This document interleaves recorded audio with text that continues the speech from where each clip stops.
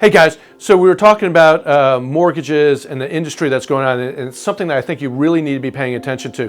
One is this whole mortgage forbearance thing. Number one, it has not been addressed yet by the federal government. It might come out in 3.0 version that they're talking about now, but it is something that has to be worked on because the forbearance, there is nothing that says that the banks, let me back up, the banks can say when the 90 days is up, all of that money is due.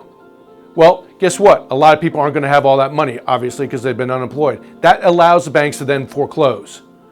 That has not been addressed by the federal government yet. That is something that they're hoping to address on it, but you need to be paying attention to that because that is not law yet. Number two is, what I also want you to do is, when you're thinking about the banks and the money, is that even though there's a forbearance, the bank still has to make the service payment for that loan. They still got to pay that entity out there, the service, the interest, and all that's on that loan that's being paid, which means that the cash front, which cash flow that we're talking about from these banks, shrinks even more.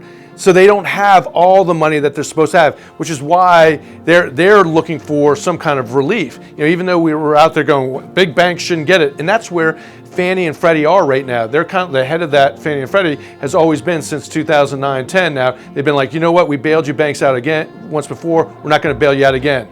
Well, the problem with that is the Wells Fargos of the industry. They can absorb that. It's the smaller banks that can't afford that. The mom and pop banks, your community banks that don't have the cash flow sitting in their reserves in order to make those payments. These are things that we're hoping get addressed quickly by the feds. Thanks.